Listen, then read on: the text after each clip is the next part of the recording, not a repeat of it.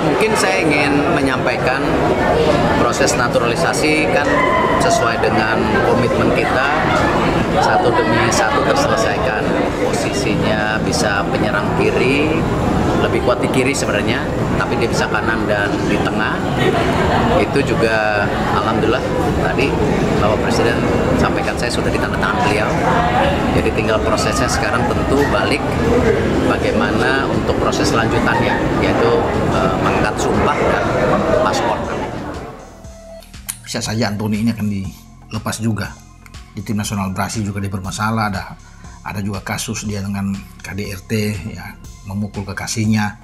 Banyak, sementara dia tidak dipakai lagi di tim Brasil untuk saat ini. Makanya dia tidak tersedia untuk bisa ada di tim Brasil tahun 2026 di Piala Dunia Amerika ya, termasuk di Copa kemarin, karena pemain ini memang sudah di blacklist oleh Brasil. Nah, kalau ada rumor karena dia konon katanya ada punya darah Indonesia, ada dari Nganjuk, Jawa Timur sana untuk bisa berada di sini, saya bilang enggak ya, sekali lagi buat teman-teman, ini enggak ya, jadi ini enggak benar, karena kalau sudah benar pasti sudah ada resmi ya dari PSSI sendiri ya. Ada yang mengatakan bahwa ini kemauan Sintayong untuk bisa menarik Anthony, enggak benar buat teman-teman semua, bahwa PSSI ingin bertanding pemain depan, oke ya, tapi kita belum tahu sampai saat ini siapa pemain depannya akan datang, tapi bukan Anthony ya buat teman-teman. Jadi ini saya sudah meredakan bahwa banyak sekali pertanyaan ya dalam beberapa terakhir untuk menanyakan kebenaran soal Anthony Matheus Dos Santos ini,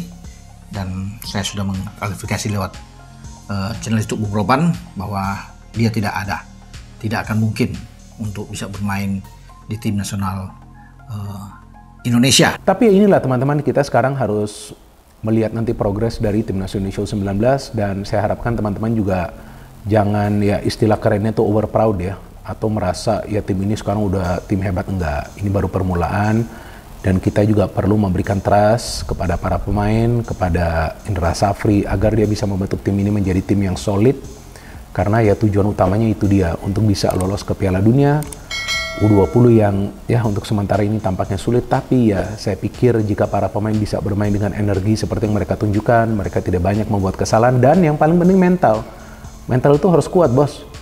Itu kan U16 itu bisa kalau Australia, kalau menurut saya bukan dalam cara bermain timnas U19 U16 pada saat itu bagus, tapi kan mentalitasnya seperti apa? Tampak mentalnya ya agak begitu siap, atau mungkin kurang baik ya lawan Australia, sehingga memang ada banyak kesalahan yang terjadi, dan para pemain Australia bisa memanfaatkan itu. Gue ngelihat gini ya, gue ngelihat Indonesia ini keren juga loh. Kita bayangan kita sekarang, waduh bisa kah kita lolos Piala Dunia ya? Itu tuh nggak pernah terbayangkan sebelumnya kalimat itu, bahkan ngucap kalimat itu pun nggak pernah sebenarnya. Sekarang kita nih, kalau kita nggak lolos Piala Dunia, seakan-akan, waduh, kok kita nggak lolos nih? Kayaknya kita udah layak masuk ke sana gitu. Level kita udah di sana. Level kita udah setinggi itu keren banget. Itu mentalitas yang harus dibangun. Jangan sampai kita masih berjuang untuk Piala AFF. Kita udah harus ngobrolin ini Piala Dunia gitu, atau Piala Asia. Kalau Piala Asia kita udah di tangan, kita udah pasti main di Piala Asia. Dengan lolosnya kemarin ke fase grup round 3 ini, kita dipastikan masuk ke Piala Asia. Itu udah masuk gitu. Udah level ASEAN udah lewat, level Asia kita udah reguler masuk. Tinggal Piala Dunianya nih. Asia aja waktu itu kita ngehayal, seperti hayalan buat kita. Tapi kita bisa membuktikan kita bisa berada di sana, bersaing dengan tim-tim yang kuat di sana. Sekarang Piala Dunia, ya sekarang kita masih ngehayal, tapi semua juga berawal dari hayalan. Gue yakin banget kalau timnas Indonesia itu suatu saat nanti, entah kapan waktunya, bisa jadi yang sekarang, bisa jadi yang akan datang, tapi percayalah, insya Allah kalau kita akan berada di Piala Dunia, insya Allah. Belajar dari Spanyol nggak cuma ikut-ikut teriak ya kagum sama Lamine Yamal, oke, Nico Williams oke, Rodri oke, itu sih normal. Tetapi yang saya mau petik adalah kita diingatkan gitu. Kalau mau maju itu adalah kita harus punya identitas, harus punya filosofi. Yang seperti dilakukan oleh Bilbao, punya filosofi. Con cantera. Jadi nggak import, dia bilang. Con cantera. Jadi ini sebuah peringatan. Sebelum lebih lanjut, jangan lupa klik tombol jempolnya, karena jempol kalian adalah bukti kalian cinta timnas Indonesia. Rumor soal pemain yang akan menjadi target naturalisasi kian liar. Bak bola salju, beredar nama-nama pemain yang bakal segera diberi kewarganegaraan Indonesia dan diplot memperkuat timnas Indonesia. Salah satu nama yang belakangan santer dikabarkan bakal dinaturalisasi adalah Anthony Matheus dos Santos. Penggawa Manchester United ini menjadi nama mutakhir yang disebut menjadi target operasi senyap PSSI. Kabar soal Anthony ini pertama beredar di TikTok. Kemudian, kabar ini menyebar ke sejumlah medium lainnya, termasuk YouTube. Belakangan, juga ada media arus utama yang menulis soal rumor bakal merapatnya pemain yang kerap dijuluki El Gasing, karena gaya bermainnya yang berputar-putar tersebut, ke skuad Garuda. Dalam pantauan bola.net, terdapat sejumlah video soal Anthony, yang beredar di YouTube, Instagram, maupun TikTok, memotong video dari pengamat dan komentator sepak bola, Roni Pangemanan. Pengamat yang kerap disapa Ropan ini sendiri memang kerap membagikan informasi soal timnas dan proyek naturalisasi PSSI. Namun, akun-akun ini, secara arbitrer memotong video Ropan tersebut. Walhasil, informasi yang diberikan oleh mantan wartawan olahraga tersebut menjadi mislead dan keluar dari konteksnya. Dari penelusuran bola.net, klaim bahwa Anthony merupakan sosok keturunan Nganjuk tidak memiliki dasar. Pemain berusia 24 tahun tersebut justru memiliki darah Portugal. Darah Portugal Anthony mengalir dari kedua orang tuanya. Ibunya bernama Cremildra Prudencio Matheus. Sementara, ayahnya memiliki nama keluarga Dos Santos. Kedua orang ini lahir di Brasil. Namun, kakek nenek Anthony dari ayah dan ibunya semua berasal dari Portugal. Mereka kemudian bermigrasi ke Brasil. Keluarga Anthony sendiri menetap di Inferninho, sebuah favela di pinggiran kota Osasco, Sao Paulo. Inferninho berarti neraka kecil. Ini cukup menggambarkan situasi di lingkungan masa kecil Anthony. Jadi, klaim bahwa Anthony memiliki keturunan Nganjuk sama sekali tidak berdasar. Selain itu, ada satu hal lagi yang membuat proses naturalisasi Anthony menjadi mustahil. Pemain bertinggi 174 cm ini sudah sempat memperkuat timnas Brasil. Bahkan, dalam penampilannya tersebut, ia sempat mencetak 2 gol bagi Seleção. Anthony terakhir kali membela Brasil dalam ajang resmi adalah di perempat final Piala Dunia 2022. Dalam laga kontra Kroasia, tanggal 9 Desember tahun 2022 tersebut, Brasil kalah dengan skor 3-5. Dalam laga tersebut, usia Anthony sudah lebih dari 22 tahun. Sementara, dalam Statuta FIFA edisi 2022 pasal 9 ayat 2.c tentang perpindahan asosiasi, tertulis bahwa pemain yang pernah membela tim nasional di kompetisi resmi tak boleh lebih dari 21 tahun jika ingin pindah federasi. Memang ada celah untuk menaturalisasi Anthony, jika memang dipaksakan. Namun, PSSI tentu berhitung kerepotan yang akan mereka hadapi dalam proses naturalisasi tersebut. Mereka hampir bisa dipastikan bakal berkaca dari berlarutnya proses pindah federasi Maarten Paes. Bahkan, sejauh ini, belum ada kepastian apakah Paes, yang sudah jadi WNI bisa bermain pada putaran ketiga kualifikasi Piala Dunia 2024 mendatang. Sementara itu, Ropan, yang videonya dipotong oleh sejumlah akun penyebar kabar hoaks ini, juga mengeluarkan bantahan. Dalam kanal YouTube, Bung Ropan, ia menilai bahwa kabar ini bohong belaka. Memang benar sekarang PSSI sedang mencari pemain di lini serang untuk di putaran ketiga kualifikasi Piala Dunia 2026 karena ini kan menjadi salah satu kelemahan. Namun, kalau soal Anthony, saya pikir ini hoaks ya. Menurut saya tidak benar bahwa dia akan memperkuat tim Indonesia, ucap Ropan. Saya sebenarnya nggak mau bicara soal Anthony ini karena percuma untuk bicara soal Anthony ini. Dia sudah bermain bersama tim senior Brasil. Mana bisa ia bermain buat tim nasional Indonesia? Tukasnya. Berita selanjutnya. Bertemu Erick Thohir sebelum Olimpiade Paris, Presiden FIFA puji prestasi timnas Indonesia setahun terakhir.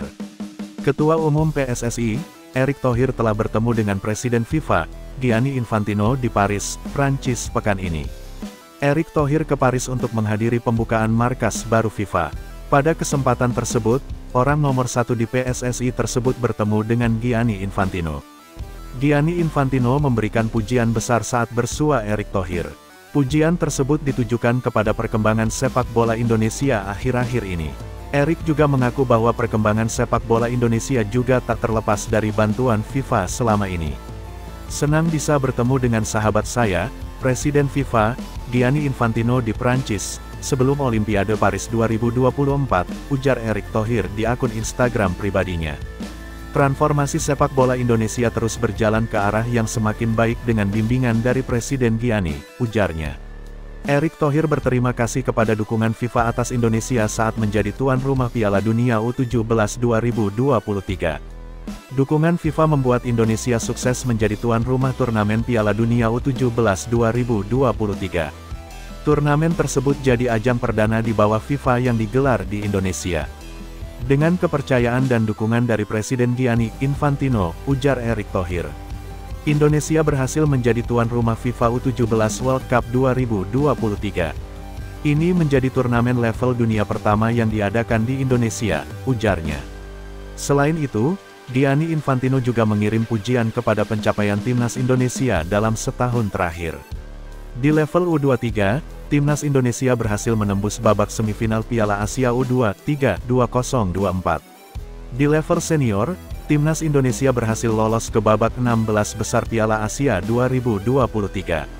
Selain itu, timnas Indonesia berhasil lolos ke ronde ketiga kualifikasi Piala Dunia 2026. Perjalanan tim Garuda bakal dimulai pada September tahun 2024 mendatang. Timnas Indonesia U23 juga berhasil mencatatkan sejarah dengan melaju ke semifinal Piala Asia U23 2024, ujar Erick Thohir. Di level senior timnas Indonesia juga berhasil melangkah ke babak kedua Piala Asia 2023 dan melaju ke ronde ketiga kualifikasi Piala Dunia 2026, katanya. Menurut Erick, semua pencapaian ini tidak akan terwujud tanpa dukungan Gianni Infantino selaku Presiden FIFA. Pencapaian ini tidak lepas dari perhatian dan dukungan luar biasa dari Presiden Gianni untuk sepak bola Indonesia, ujar Erick. Terima kasih Presiden Gianni yang selalu berusaha sepenuh hati untuk membuat sepak bola selalu dicintai di seluruh dunia, ujarnya. Ya, kalau saya percaya bola itu bundar. Ya, kalau kita tidak kasih kendor, kita terus bisa memberikan terbaik siapapun, ya kita bisa coba buat kejutan. Memang kita di grup neraka, ya kembali kita sebagai bangsa yang besar, yang punya kemauan maju, ya kita tidak boleh istilahnya merendahkan diri kita atau nggak optimis kita kalah sama mereka. Enggak lah, kita harus lawan, kita buktikan kita bisa ngalahin Cina, kita bisa ngalahin Bahrain, kita bisa juga mungkin bikin kejutan. Ya. Di grup kita ini ngeri-ngeri juga sebenarnya lawannya. Ada satu lagi Indonesia. Nah ini menjadi debutan. Bahkan gini, sekelas pelatih Jepang aja sampai menasehati atau memberi ultimatum kepada Australia, Arab Saudi, Bahrain dan lain-lain untuk tidak menganggap remeh timnas Indonesia. Karena bagi dia Indonesia yang sekarang ini berubah setelah ditangani oleh Sintayong. Sebenarnya berubah setelah banyak pemain keturunan yang masuk, itu tambahan perubahannya sebenarnya di sana gitu. Walaupun kita kalah lawan Jepang, tapi kita sedikit agak berani ngelawan waktu itu, dan ini menjadi kekhawatiran tim-tim di Asia ini untuk Indonesia beberapa tahun ke depan gitu. Dia nasehatin jangan anggap enteng, bahkan sisi positifnya untuk kita ketika kita nggak dianggap tim kuat, kita akan datang dengan tanpa beban gitu. Jadi mau menang mau kalah, beban kita nggak sebesar mereka. Kalau Arab Saudi kalah sama Indonesia, malunya 7 turunan dia. Tapi kalau kita kalah sama Arab Saudi, mudah-mudahan nggak terjadi, ya kita masih bisa menerima gitu. Nah ini menjadi kekuatan utama kita, menjadi kekuatan timnas Indonesia untuk bisa mengalahkan tim-tim seperti itu. Biasanya tim yang dianggap lemah itu bisa mengalahkan tim yang dianggap kuat. Karena apa? Karena yang kuat akan sombong, dia akan cenderung meremehkan, dan tim yang lemah ini akan membuktikan dengan segala kemampuannya untuk membungkam dunia. Kayak sekarang timnas Indonesia akan mudah-mudahan bisa mengalahkan Arab Saudi, mengalahkan Australia, terus mengalahkan Bahrain, Cina. Dan kita harus bisa untuk membungkam dunia yang selama ini meremehkan Indonesia. Nah artinya dengan permainan yang monoton seperti ini, ya terlihatlah kesulitan bagi para pemain kita untuk create chances. Kalau nggak bisa create big chances, ya gimana caranya bisa mencetak gol. Tapi ini kan ya bahaya juga. Semua pemain ikut maju, pada saat recover mereka terlambat. Nah tampaknya juga mereka ingin terburu-buru mencetak gol. Nah artinya di match kedua ini para pemain justru tampil tegang. Nah ini yang saya bingung. Padahal lawannya juga adalah lawan yang lemah gitu, Kamboja kan. Yang memang kita tahu dari segi rekam jejak belum pernah lolos dari fase grup di kejuaraan AFF U19. Jadi ini karena tampil tegang, semua pemain terlibat dalam menyerang, serangannya juga terus memberikan umpan kepada sektor sayap, main cutback, main memberikan crossing. Ya boleh juga sih main crossing asalkan akurat kan. Ya cuma satu yang akurat itu, yang diberikan bola kepada rekan kakak kan, dia hampir mencetak gol. Kemudian ada juga peluang dari Arli di dalam kotak penalti, bukannya dia umpan ke rekan kakak, dia syuting langsung. Jadi tampak para pemain kita agak tegang di babak pertama itu, ingin mencetak gol secara cepat. Padahal ya ini kan lawan bukan lawan yang kuat, harusnya bisa bermain lebih tenang. Gimana coba kalau sudah ketemu Thailand atau Vietnam di pertandingan kedua? Apalagi Australia, belum tentu bisa menang dengan cara bermain seperti semalam. Kan artinya apa? Yang pertama ketenangan itu diperlukan, yang kedua improvisasi dalam serangan. Maka itu ketika Welber Jardim masuk, baru kita melihat serangan kita mulai hidup. Dan saya jujur nih ya, saya terkejut. Saya kan siaran nih ya, pada saat 1 jam sebelum match itu dimulai atau 45 menit sebelum match dimulai kan saya dapat tuh starting lineup. Nah saya kaget. Tidak ada perubahan di starting lineup dari Timnas Indonesia U19.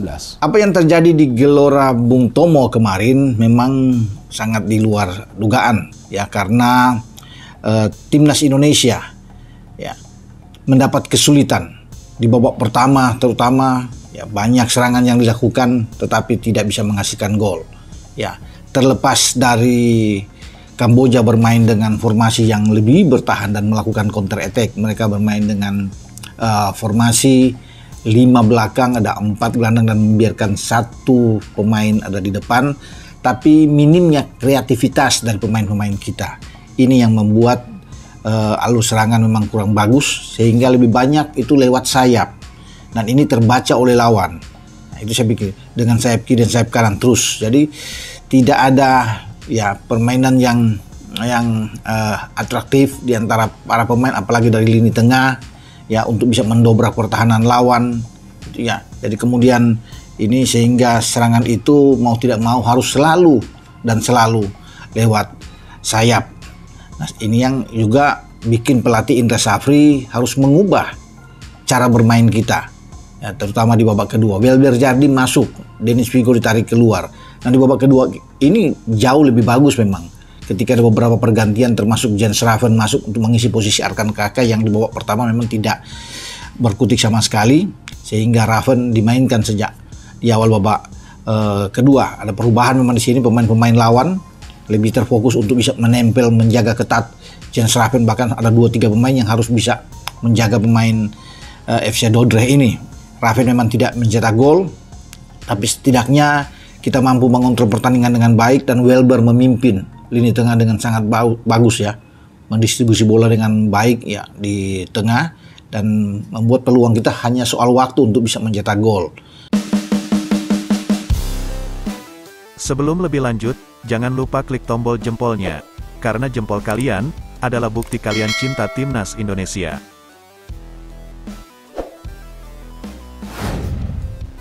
Beredar rumor, Anthony Dos Santos fix jadi pemain naturalisasi selanjutnya. Berikut jawaban Erick Thohir. Seperti yang kita ketahui, dalam persiapan kualifikasi Piala Dunia 2026 yang akan diselenggarakan pada September hingga November nanti, pihak PSSI saat ini sedang mencari beberapa amunisi tambahan, atau lebih tepatnya pemain naturalisasi tambahan, untuk memperkuat skuad Timnas Indonesia yang akan berlaga bersama Sintayong atau STY nantinya. Nah, selain Maarten Paes yang sampai sekarang masalahnya masih diurus oleh PSSI, ternyata ada satu pemain naturalisasi lainnya yang dirumorkan akan berlaga bersama Timnas Indonesia nantinya. Pemain yang dirumorkan tersebut adalah Anthony Dos Santos, yang merupakan pemain sepak bola lini depan asal Brasil. Pemain dengan nama lengkap Anthony Matheus Dos Santos ini, belakangan memang dirumorkan untuk dinaturalisasi, karena diisukan memiliki darah Jawa Timur. Anthony Dos Santos sendiri memang menjadi salah satu pemain muda berbakat yang cepat menonjol di Eropa. Bahkan penampilannya yang mengesankan di klub Ajax membawanya pindah ke klub Manchester United pada tahun 2022. Nah, dalam upaya untuk merespon rumor ini, salah satu pengamat sepak bola Indonesia yang sudah cukup senior yakni Roni Pangemanan atau yang akrab dipanggil Bung Ropan, mencoba meluruskan rumor ini. Di mana menurutnya, rumor atau berita tentang pemain lini depan berusia 24 tahun ini akan bergabung dengan timnas Indonesia adalah berita hoax. Ia juga meluruskan bahwa meskipun saat ini PSSI sedang mencari pemain untuk menutupi kelemahan lini depan skuad timnas kita itu benar adanya, namun kedatangan Anthony sebagai pemain naturalisasi dianggap sebagai hal yang tidak benar. Memang benar, sekarang PSSI sedang mencari pemain untuk lini serang, karena ini adalah suatu kelemahan, tapi kalau soal Anthony saya pikir ini hoax, tegas Bung Ropan yang dikutip dari kanal YouTube-nya. Tidak hanya itu, pernyataan ini juga didukung akan respon Ketua Umum PSSI yakni Erick Thohir, yang ditanyakan langsung oleh Bung Ropan. Di mana respon dari Ketum PSSI tersebut mengenai rumor kedatangan Anthony Dos Santos ini juga tidak direspon dengan baik. Saya juga sudah WhatsApp menanyakan pada Pak Ketua Erick Thohir, tentang kebenaran ini. Namun, nggak ada respon apa-apa, ungkap Bung Ropan pada video YouTube yang diunggah tanggal 22 Juli tahun 2024 kemarin. Setelah itu, Bung Ropan juga menambahkan bahwa ia sebenarnya tidak ingin membicarakan peluang apapun untuk Anthony Dos Santos bisa bermain dengan timnas Indonesia. Karena faktanya Anthony sudah bermain bersama tim senior Brasil saat ini, sehingga rumor ini dinilai sangat tidak mungkin dan tidak perlu untuk dibahas. Percuma, untuk membicarakan Anthony ini, dia sudah bermain dengan tim senior Brasil, mana bisa, ujar Bung Ropan. Sudah 9 pertandingan ia bermain dengan tim senior Brasil, di tim U23 bahkan ia sudah memainkan lebih dari 20 pertandingan, ujarnya. Bung Ropan juga meluruskan bahwa fakta terkait Anthony Dos Santos yang berdarah Nganjuk, Jawa Timur ini dinilai masih diragukan. Karena menurutnya, jika memang benar PSSI juga pasti meresmikan hal ini dan memberitahunya langsung. Ada yang bilang konon katanya ada darah Indonesia, Nganjuk, Jawa Timur, untuk bermain dengan timnas di sini, itu tidak benar ungkapnya. Karena kalau benar, pasti udah resmi dari PSSI sendiri, tutur Bung Ropan terkait rumor tersebut. Kesimpulannya, untuk sekarang pemain naturalisasi yang sudah sangat mungkin terkonfirmasi untuk bermain bersama timnas Indonesia adalah Maarten Paes. Sedangkan untuk Anthony Dos Santos sendiri, rumornya untuk berlaga di kualifikasi Piala Dunia nanti bersama Indonesia dinyatakan hoax atau tidak benar. Berita selanjutnya, pelatih timnas Indonesia U19, Indra Syafri mengomentari nyinyiran media Vietnam kepada timnya. Ia menilai media Vietnam itu harusnya berkaca karena performa timnya di Piala AFF U19 2024 ini tidak bagus. Di akhir pekan kemarin, timnas Indonesia U19 berhadapan dengan timnas Kamboja U19. Laga ini berjalan dengan sengit, namun timnas Indonesia U19 akhirnya berhasil menang dengan skor 2-0 di laga ini. Seusai pertandingan, media Vietnam Tetao247.vn memberikan nyinyiran kepada timnas Indonesia U19. Mereka tidak habis pikir bagaimana timnas Indonesia U19 yang di atas kertas diunggulkan, malah susah payah untuk menjebol gawang Kamboja. Baru-baru ini, Indra Syafri mengomentari nyinyiran media Vietnam itu. Ia menilai Tetao247.vn sebaiknya berkaca pada timnya sendiri sebelum menyinyiri tim orang lain. Ditemui awak media di sela-sela sesi latihan timnas Indonesia U19, Indra Syafri mengaku tidak habis pikir dengan nyinyiran tersebut. Ia menyebut bahwa tidak mudah untuk menghadapi tim yang bertahan penuh sepanjang laga, dan ia rasa itu bukan sesuatu yang patut ditertawakan. Apa yang ditertawakan? Argentina juga kesulitan bobol gawang Indonesia di GBK Cup, gak diketawain ya, ujar Indra Syafri. Pada kesempatan yang sama, Indra Syafri juga menyinyiri balik media Vietnam tersebut. Ia mengungkit pertandingan antara Vietnam vs Myanmar yang berakhir dengan skor 1-1. Ia menyebut Vietnam saja tidak bisa menang melawan tim yang tidak diunggulkan seperti Myanmar, jadi ia menilai lucu ketika media Vietnam itu justru menyinyiri timnas Indonesia U19. Ya dia, dan buktinya Myanmar bisa tahan mereka kan. Harusnya tertawain diri sendiri dulu baru tertawain yang lain, pungkasnya.